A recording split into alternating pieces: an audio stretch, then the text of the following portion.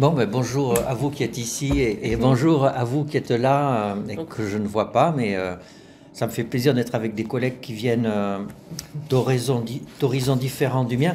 Du coup, je me présente, je suis pédopsychiatre et enseignant de statistique à Paris-Saclay. D'où la question des big data. Puisqu'effectivement, on est dedans depuis quelques années.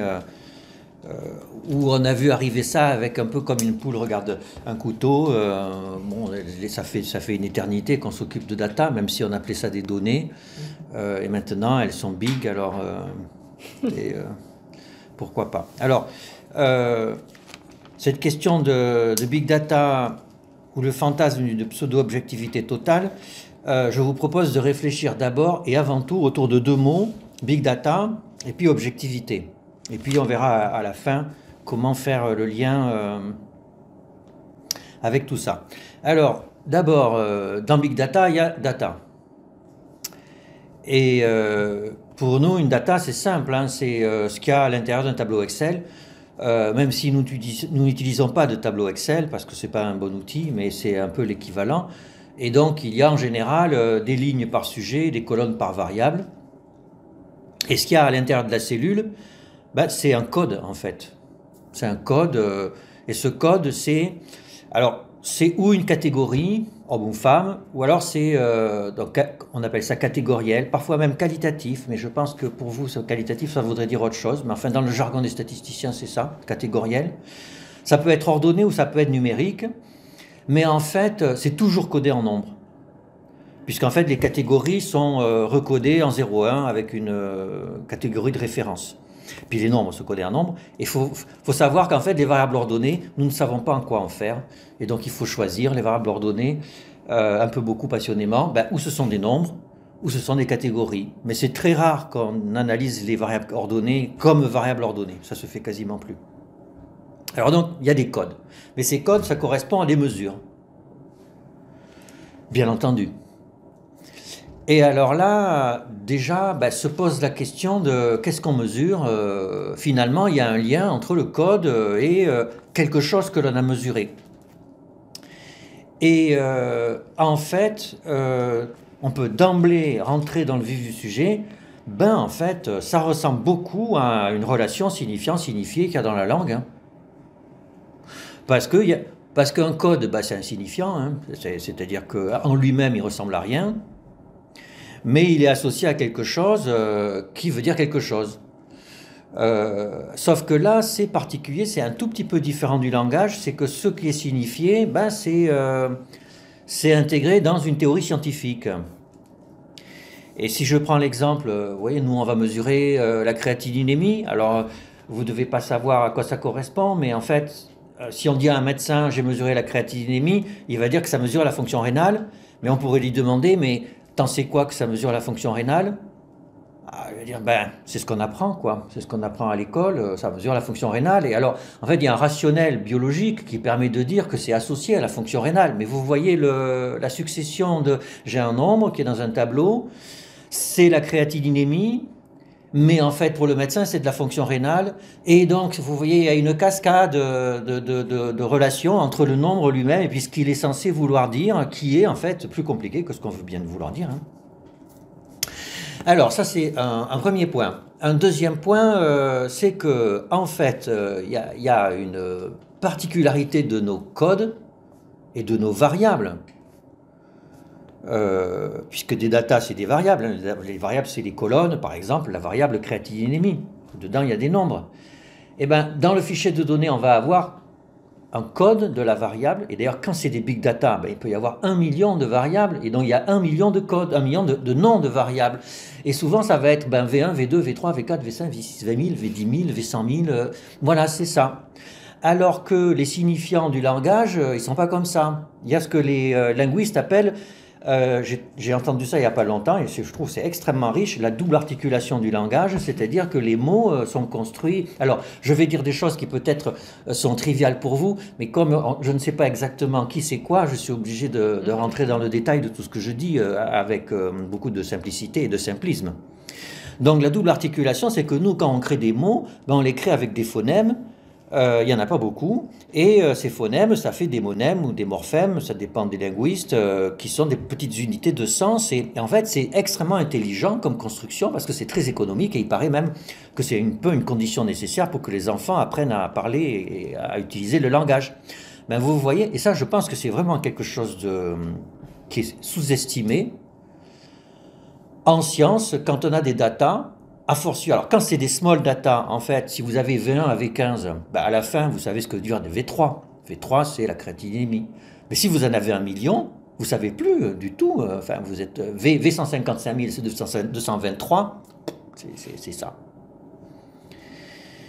Voilà, alors, et si on rentre encore plus dans le détail de cette histoire, en fait, le codage, là, et le nom des variables, ben, en fait, ces variables-là, il va y avoir une différence de nature importante entre les sciences.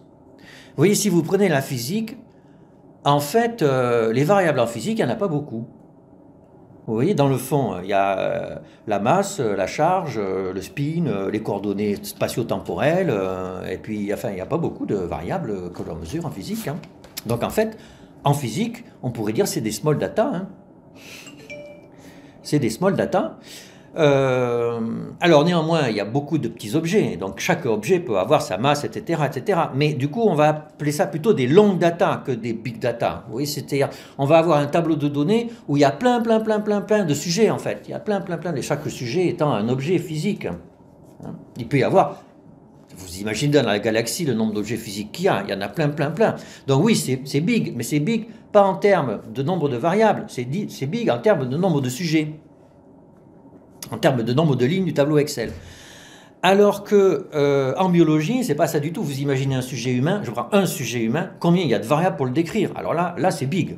Même on utilise plutôt fat. Vous voyez, c'est le tableau de données, il est très large, alors que long, il est très haut. Et donc, en fait, c'est les deux, c'est des big data, mais fondamentalement, c'est pas la même chose d'avoir très peu de variables sur beaucoup de sujets ou d'avoir énormément de variables sur très peu de sujets. En fait, ça n'a rien à voir. Ça n'a rien à voir. Mais alors, ce qu'il y a en physique, c'est que il y a très peu de variables, mais on les associe de façon extraordinairement complexe. Donc, c'est les fonctions qui associent les variables qui sont extraordinairement complexes. CF, la mécanique quantique et tout ça, alors c'est des espaces de Hilbert, etc., avec des fonctions de carré sommables, enfin, c'est tout ça est extrêmement mathématisé et très sophistiqué. Alors qu'en biologie, ben, il n'y a pas grand-chose. Hein. En biologie, comme c'est pas mathématisé, ben, les fonctions qu'on utilise, c'est des fonctions assez basiques. Voilà. Alors, ok, donc ça c'est le début de la définition de Big Data. Mais alors si on creuse cette définition, en fait, qu'est-ce qui a changé avec les Big Data au bout du compte? Ben, c'est qu'avant, donc c'était pas big, c'était small. Mais avant, si vous regardez la physique, en fait, les physiciens, ils s'en fichaient de ne pas avoir de Big Data. Pourquoi? Parce que, en fait, les physiciens, tout leur univers est potentiellement des data. C'est-à-dire que tout leur univers est mathématisé. D'ailleurs, il y a un épistémologue qui dit que, en fait, la nature mathématisée, par définition, c'est la physique. Dès que c'est plus de la physique, dès que c'est plus mathématisé, ça devient de la chimie, et donc c'est plus de la physique. Et d'ailleurs, on verra ça tout à l'heure, dès que c'est plus mathématisé, il y a une impression de dégoût. C'est-à-dire que pour un physicien, la chimie, c'est dégoûtant. Pour un chimiste, la biologie, c'est dégoûtant. Et comme ça, il y a une cascade de dégoût, d'impureté croissante liée à la moindre mathématisation. Donc la physique, il y a une mathématisation globale. Et en fait, il y avait des petits bouts de data qui permettaient de réfuter la construction globale. Et puis ça marche. Mais ce qui compte, c'est la construction théorique. Alors qu'en biologie, il faut savoir qu'en fait, la biologie, il n'y a pas c'est terrible pour les biologistes, c'est une blessure narcissique énorme, c'est qu'il n'y a pas cette construction globale. À part la théorie de l'évolution, qui est un truc qui permet quand même c'est une belle théorie d'ailleurs, c'est la théorie qui narcissise les biologistes, hein, la théorie de l'évolution. C'est beau, il n'y a rien à dire. C'est extrêmement puissant. C'est pas vraiment mathématisé, mais on peut devenir des trucs dessus. D'ailleurs, donc, les biologistes n'ont pas une théorie globale. Et avant, donc, ils avaient des datas globales aussi, locales, des petits bouts de data. Et du coup, la biologie, et ça donne, quand on est mathématicien à l'origine, parce que en fait, j'étais mathématicien à l'origine, avant de faire de la médecine, En fait, c'est même plus que du dégoût la biologie, c'est vraiment pitoyable. Voilà. C'est pitoyable parce que non seulement il n'y a pas de théorie, mais en plus il n'y a que des petits bouts de réfutation locale. Donc sur quoi ça tient, quoi. Donc ce que font les big data, c'est que tout le monde du bio, machin, etc., là, les data ont comme prétention de devenir global. Et ça, je pense que c'est vraiment majeur. Et c'est ça qui va être une rupture épistémique. C'est que on va voir, en le déclinant, qu'en fait, derrière le big data, il y a le fantasme que tout va être sous forme de data. Et que donc, en fait, même si on n'a pas de théorie globale, en fait, les data vont nous permettre de pouvoir agir sur tout comme le font les physiciens avec leurs théories. Et ça, c'est... on voit à quel point c'est fort, hein, à tel point c'est fort humainement. Et là où on en voit la quintessence, c'est dans le transhumanisme, c'est d'imaginer que, en fait, avec des datas, on va pouvoir représenter tout un sujet pensant. Voilà, on va pouvoir le déployer dans son intégralité, ce qui va potentiellement le rendre immortel, et il y a une espèce de jouissance de ça, quoi, hein, de se dire finalement, ça y est, on peut déployer tout. Et alors, pour mettre une petite touche de Lacan qui est à la fois transgressif, je trouve, aujourd'hui, mais je trouve terriblement prolifique dans sa façon de penser. Vous savez que chez les lacaniens, il y a un réel qui est inaccessible, qui n'est pas la réalité, qui est vraiment ce qui échappe à l'imaginaire, qui est ce qui vient de nos sens, et puis il y a le langage. Et bien sûr, le langage, vous pensez bien que les big data, ça va pas être loin. Le langage qui est une espèce de filet symbolique qui se colle sur notre monde imaginaire. Donc on a des impressions, et puis on a des mots comme ça qui sont une espèce de grillage qui sont autour de l'imaginaire. En fait, on peut dire qu'avec les big data, c'est une déclinaison de ça, c'est-à-dire il y aurait une réalité, qui est toujours un objet bizarre, hein, mais dont on pense qu'il existe et qui fait horriblement peur parce que, justement, par moments, il échappe à notre imaginaire, mais bon, la réalité existe. Et puis, je pense qu'aujourd'hui, dans notre société, les gens s'interrogent beaucoup sur la réalité, et que là, on pense que le big data va faire comme le réseau du symbolique chez les lacaniens, c'est-à-dire les big data vont être une espèce de réseau qui vont englober toute la réalité. Et donc vous voyez d'emblée qu'il y a une espèce de lutte effrénée de sécurité, parce que si on met des datas partout qui se collent à la réalité, ça va nous donner le fantasme que on maîtrise tout, quoi. Ça y est, on a tout compris, donc la réalité qui parfois peut nous faire du mal, elle ne va pas nous faire du mal, puisque tout est collé dans des datas. Voilà, avec quand même un prix à payer, que l'on sait maintenant, c'est que en fait, quand on analyse des big data, aujourd'hui, en fait, on n'y comprend rien. C'est-à-dire qu'avant, quand on avait des small data, on faisait des petits modèles et on arrivait à comprendre ce qui se passait avec les modèles. Et là, avec les big data, vous imaginez 1 million, 10 millions de variables. Alors d'ailleurs, les collègues parlent de boîte noire. C'est dire, ah oui, mais là, vous savez, pour les réseaux de neurones profonds, là, qui sont l'outil mythique pour analyser les big data, tout le monde dit, même les matheux, hein, ah ouais, mais ça c'est une boîte noire. C'est-à-dire, autrement dit, on a des big data, mais on perd l'explication. On gagne peut-être la maîtrise, mais on perd l'explication. Alors ça, c'était la première définition, big data. Après, la deuxième définition, objectivité. Alors là, bien sûr, pour des psychiatres, c'est un sujet sensible, parce que nous, notre métier, c'est le contraire de ça. Hein. Notre métier, on soigne les maladies de l'âme, donc on est quand même...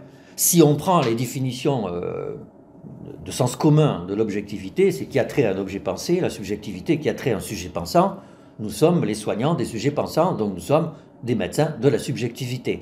Et ça, je le revendique, même en termes éthiques. Alors, néanmoins, Néanmoins, il n'y a pas que ça, et j'ai eu des discussions, alors notamment avec des neuroscientifiques, puisque là, la question se pose beaucoup dans notre discipline. Euh, Y a-t-il une épistémologie de la subjectivité, etc. Et dans quelle mesure, enfin, bon, bien sûr, c'est pas l'objet du tout du topo, mais c'est pour dire que c'est un sujet quasiment émotionnel pour nous. Et donc, un jour, j'ai eu un débat avec un neuroscientifique, dont je ne dirai pas le nom parce que c'est quelqu'un que j'estime beaucoup, mais qui m'a dit oui, non, mais de toute façon, vous êtes dans le bocal de poisson rouge. Nous, on est en dehors. Donc vous aurez jamais accès. Il n'a pas dit la fin, mais il voulait dire la vérité, quoi. Hein, c'est-à-dire vérité objective. C'est-à-dire je suis en dehors du bocal de poisson rouge, je vois les choses du dehors, et donc moi j'ai un regard objectif. Vous êtes dedans, alors vous faites votre job à l'intérieur du bocal, hein, ok, très bien, on vous paye pour ça, mais vous ne pouvez pas avoir accès à la vérité. Bon, alors, sur le coup, j'ai été puissamment contrarié, mais bon, de mon point de vue, son argument n'en est pas du tout un, et on va voir pourquoi, mais en tout cas, ce type d'argument est un argument banal, en fait, qu'on entend souvent.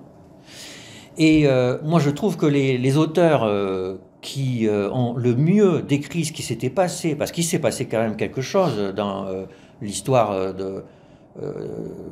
des sciences ou des connaissances, enfin,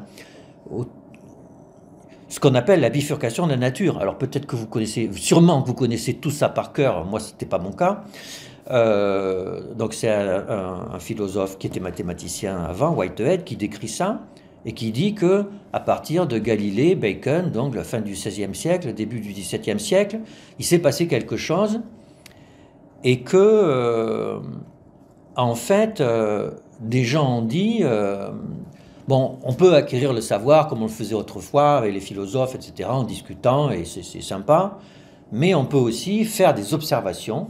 Alors on observe, vraiment. Alors Aristote faisait des observations aussi, mais là on les observe et on les digère. C'est-à-dire que, en fait, on va fabriquer des théories, mettre ces observations dans des théories, et puis si possible, on va mettre des mathématiques dedans, et comme ça va être encore plus carré, mais pas obligatoirement, mais enfin, quand même, c'est quand même beaucoup mieux s'il y a des...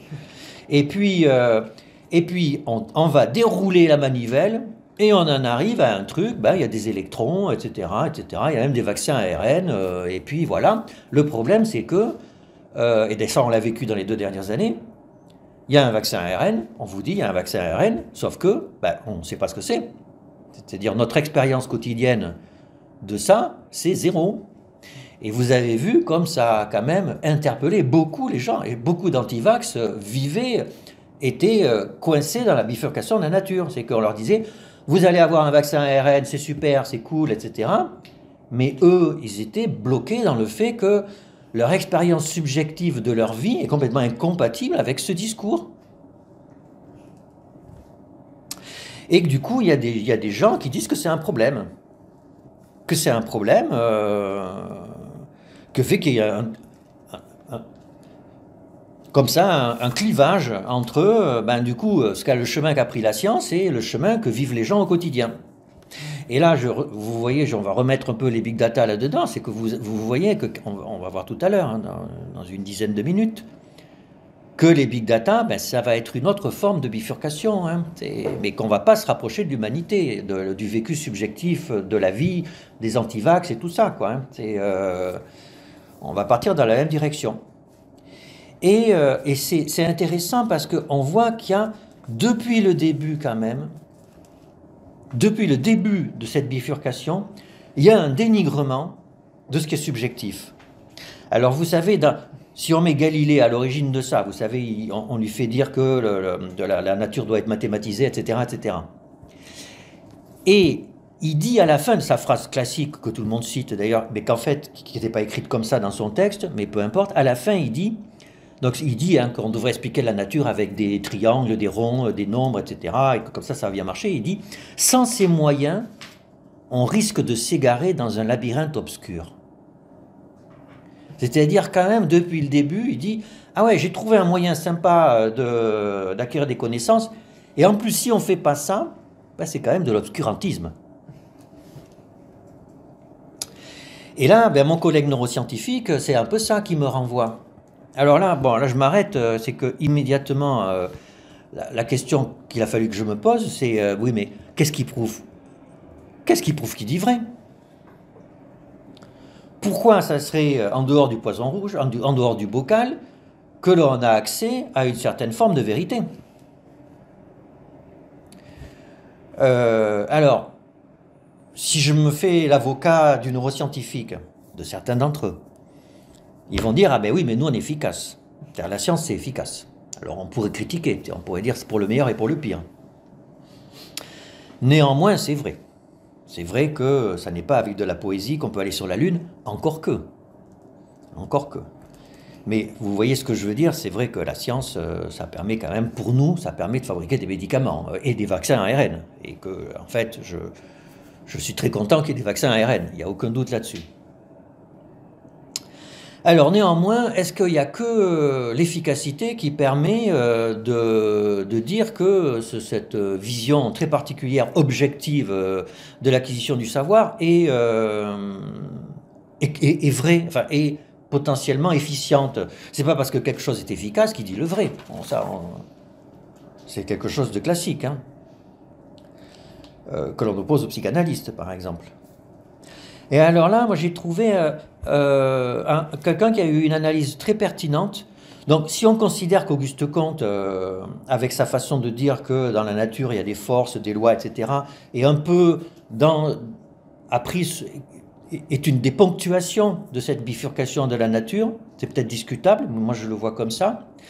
Il y a Émile Littré qui a écrit une biographie d'Auguste Comte, et qui dit de façon très simple, il dit, c'est ce que dit Auguste Comte, là, que dans la nature, il y a des forces, et on en fait des lois, et puis voilà, eh bien que ça a non seulement une puissance matérielle, c'est-à-dire que ça permet d'aller sur la Lune, mais que ça a une puissance mentale.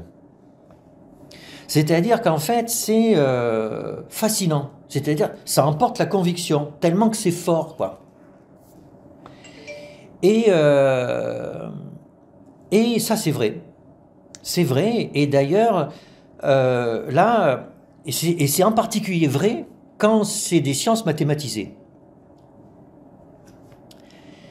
Et là, on va faire un petit détour quand même via les mathématiques. Hein. C'est que, et vous, enfin, j'allais dire, vous serez d'accord avec moi, peut-être que non, mais une science mathématisée, quand même, c'est vrai que ça a une puissance terrible. Hein. Terrible, terrible. Hein. Ça a un pouvoir de s'imposer aux gens, qui est d'ailleurs, qui va dire que les physiciens disent faux aujourd'hui? Hein. On peut dire, pour les vaccins ARN, on peut dire que les biologistes ils racontent n'importe quoi, mais qui va dire que le boson de Higgs il n'existe pas? Qui va dire un truc comme ça? C'est juste on n'a pas le droit de dire une chose comme ça. Hein. On n'a pas le droit. Et on n'a pas le droit parce qu'il y a des maths derrière. Et que les maths, c'est quelque chose. C'est quelque chose. Et s'il y a des big data, ben, des maths. Hein. Les data, ça s'analyse avec des stats et c'est des maths. Hein. Et donc là, les maths, alors, pourquoi croit-on tant que ça les mathématiques? Eh bien, figurez-vous que c'est une vraie question. Et qu'en fait, les gens vont dire, ah mais oui, mais c'est normal, les mathématiques, c'est des démonstrations formelles, donc en fait, même à la limite, dans mathématiques, il n'y a que des tautologies, donc on ne peut pas dire qu'une tautologie est fausse, enfin, à la fin, 2 est égal à 2, donc personne ne peut dire que c'est faux. Donc, comme en fait, toute démonstration de mathématiques se ramène à une tautologie, ben, on ne peut pas dire que les mathématiques soient fausses, elles sont forcément vraies. Et le jour où elles sont fausses, tout sera faux. Mais en fait, figurez-vous que c'est pas ça. Cet argument n'est pas bon. Parce que, en fait, aucune démonstration n'est jamais totalement formelle. C'est impossible. Hein. Ça a été la tentative de Bourbaki. Et en fait, ça ne marche pas complètement, puisque eux-mêmes disaient que le théorème de Pythagore, il faudrait un bouquin de 600 pages, rien que pour le démontrer de façon formelle. Et donc, en fait, les démonstrations ne sont jamais totalement formelles. Jamais. Il y a ce qu'on appelle un phénomène de percolation, c'est-à-dire qu'on fait la démonstration, il y a des sauts, et à un moment donné, on se dit ah ouais, c'est vrai. Voilà. Et d'ailleurs, ça s'apprend. On apprend ça dans les concours pour les grandes écoles, puisqu'on a un temps limité pour l'épreuve et qu'il y a beaucoup de choses à faire. On apprend à faire des sauts dans les démonstrations, mais des sauts qui soient suffisamment bien faits pour que le correcteur voit qu'on a compris.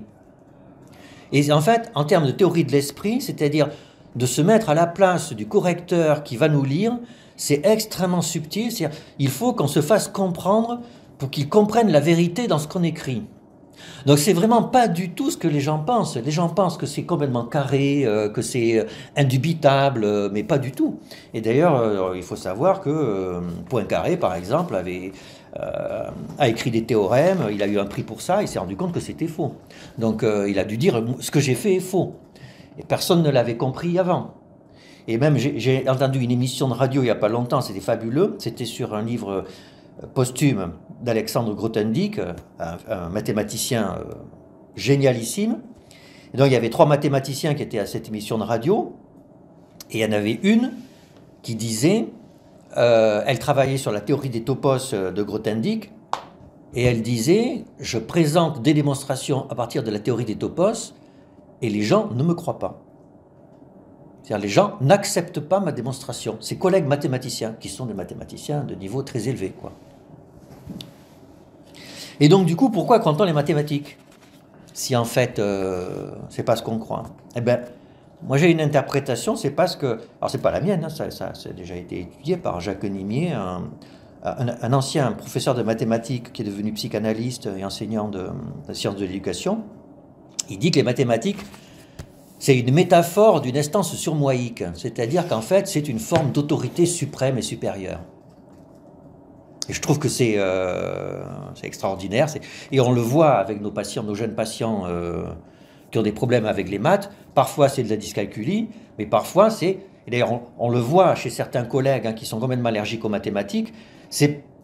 J'ai enseigné il y a très longtemps à une école de journalisme, j'ai enseigné les statistiques. Il y avait des étudiants qui étaient intelligents, qui ne pouvaient pas accepter que x plus 3 est égal à 0, alors x est égal à moins 3, et que si, du coup, x plus 2 est égal à 0, x est égal à moins 2. Cette espèce de langage et de violence symbolique ferme, rigide, était complètement inacceptable pour une raison psychologique. Donc on croit aux mathématiques parce que c'est un surmoi énorme, et parce que ça marche, bien sûr, ça marche, mais c'est aussi parce que c'est un surmoi. Le problème, c'est que le surmoi, ça fait faire des bêtises, et que, eh ben, on fait une grosse bêtise, et en fait, on ne le réalise pas, c'est que en mathématiques, il y a du vrai, et ça, c'est difficile de dire le contraire, et donc on considère que les sciences qui sont mathématisées disent le vrai à l'intérieur de leurs sciences.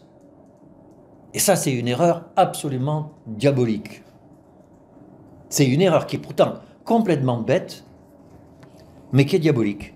C'est que, en fait, vous voyez, quand je vous disais, on peut rien dire contre un physicien, alors qu'on devrait, parce que, en fait, ce qu'ils disent, c'est pas des maths, ce qu'ils disent, c'est de la physique. Ils utilisent les mathématiques comme outil symbolique pour exprimer leur connaissance, mais c'est tout. Mais ce qu'ils disent de la réalité n'a rien à voir avec les mathématiques. Et d'ailleurs, ils disent des conneries sans arrêt. La mécanique classique est fausse. Elle est fausse parce que les lois de la gravité universelle sont fausses. D'ailleurs, il y a des physiciens aujourd'hui qui disent que une hypothèse pour la matière noire, etc., que quand on est très loin, les corps pesants ne s'attirent pas comme l'inverse du carré des distances, mais un tout petit peu plus que le carré.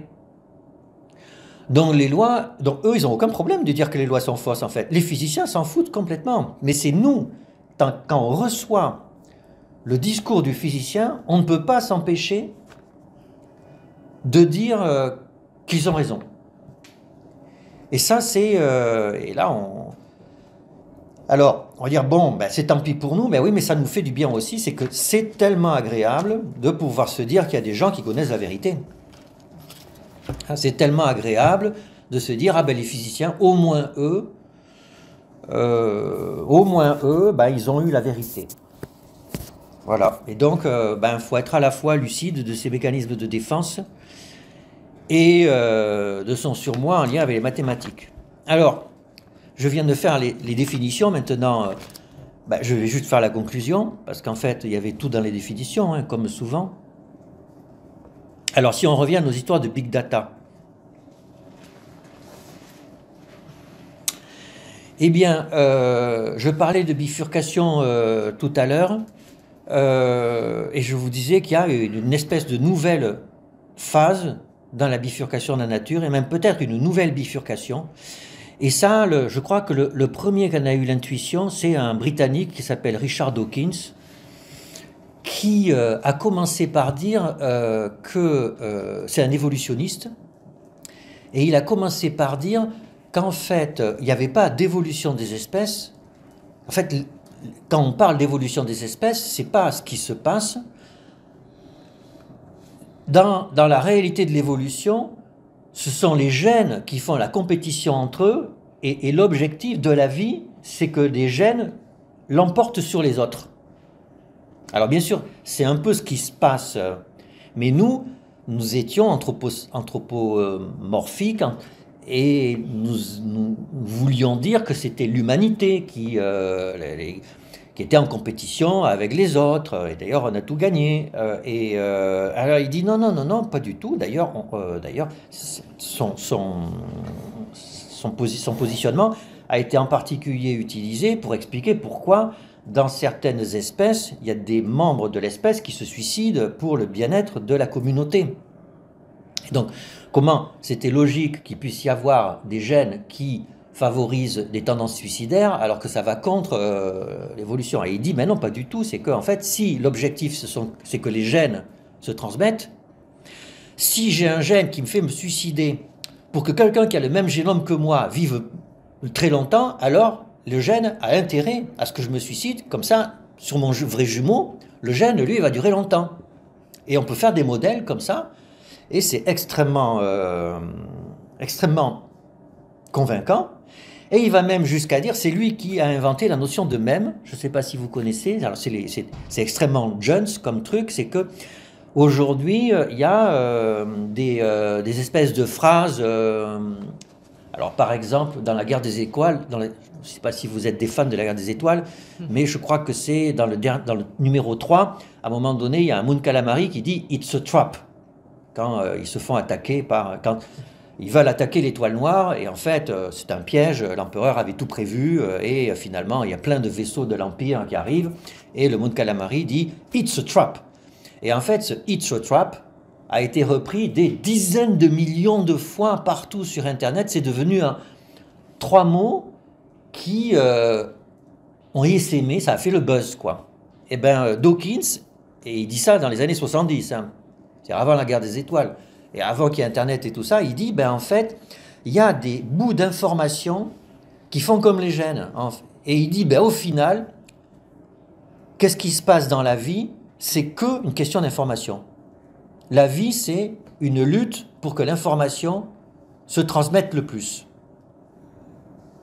Eh bien, figurez-vous qu'il y a même des physiciens aujourd'hui qui disent que quand on regarde vraiment ce que c'est que la matière, l'électricité, etc., on ne sait pas trop. En fait, c'est de l'information. Et donc, il y a des bouquins, là. Je vais avoir un trou sur un des co-auteurs, peu importe, qu'il m'excuse. Un bouquin paru chez Odile Jacob entre des physiciens, des biologistes, qui disent que, en fait, la vie, c'est de l'information. Et c'est de la compétition pour l'information. Et d'ailleurs, aujourd'hui, vous voyez, quand on écrit, d'ailleurs, nous universitaires, on dit que nos étudiants, c'est nos enfants, que nos livres, ce sont nos enfants aussi. Eh ben, pourquoi? Parce que, en fait, on transmet des informations à nos étudiants, on transmet des informations dans nos livres, et c'est comme nos enfants, on transmet des gènes à nos enfants. En fait, tout ça, c'est la même chose. Et donc, la nature, en fait, aujourd'hui, c'est de l'information. Voilà, et c'est une nouvelle bifurcation. C'est une nouvelle bifurcation. Avant, la nature, c'était l'espace, le temps, etc., que je regarde, que j'observe à distance, etc. Aujourd'hui, la nature, c'est de l'information. Et donc, du coup, si la nature, c'est de l'information, pour faire de la science, faut le faire avec de l'information, donc avec des big data. Et que les big data, ça va être la nouvelle façon de comprendre la nature. Alors, peut-être pas justement en la comprenant, puisque justement avec les big data, on ne comprend pas. Donc c'est plutôt comment anticiper la nature, comment la maîtriser, ou etc., etc. Alors voilà, bon, alors est-ce que c'est susceptible de poser des problèmes? Moi je crois, et là je vais revenir comme psychiatre, quoi. C'est que nous on voit ça, quoi, au quotidien, hein. On voit ça et on voit des positions de déni de tout ce qui n'est pas de l'information. Donc on voit ça avec ce qu'on a là en ce moment, c'est-à-dire que où on est ensemble, vraiment, où on est, ben, là en ce moment à distance, ben on est, c'est tout ça, c'est de l'information, hein, c'est des bits qui partent et qui... Alors ça marche, hein, je dis pas que ça marche pas, mais entre ce qui se passe, entre vous qui êtes de l'autre côté de je ne sais pas où, et moi, ça n'est pas la même chose que ce qui se passe ici. On a tous expérimenté pendant ces 2 ans, hein. Donc, il y a eu même des psychanalystes qui ont écrit des textes sur comment se faisaient des séances d'analyse en visio quand il y avait un confinement ou en réalité, et où en fait ça marche pas si mal en visio. Mais c'est pas pareil. C'est pas pareil parce que, d'abord, parce que à force d'être en permanence dans l'information, on oublie qu'il y a le réel des lacaniens, c'est-à-dire qu'un jour, un jour, on peut être en voiture et percuter un arbre, on aura le crâne écrasé, et ça, c'est pas de l'information. Et tout le monde a conscience que c'est pas de l'information. C'est la mort. En ce moment, il y a une guerre. Ce que vivent les gens pendant la guerre, c'est pas de l'information. C'est du réel, quoi. C'est quelque chose de dur. Et à force de pas vouloir voir ce qui est dur dans la vie, on oublie que ça peut arriver. Donc ça, c'est un premier point. Et puis le deuxième point, c'est la question de l'éthique de la rencontre. Parce qu'effectivement, nous sommes venus à Strasbourg pour vous rencontrer et pour pouvoir échanger. Et cette qualité d'échange a un côté éthique aussi, de venir, voilà. Et que c'est sûr que derrière le big data, il n'y a pas forcément l'éthique de la rencontre. Voilà ce que je voulais vous dire. Et puis j'ai vu qu'il y avait par moments des bings. Merci. Merci.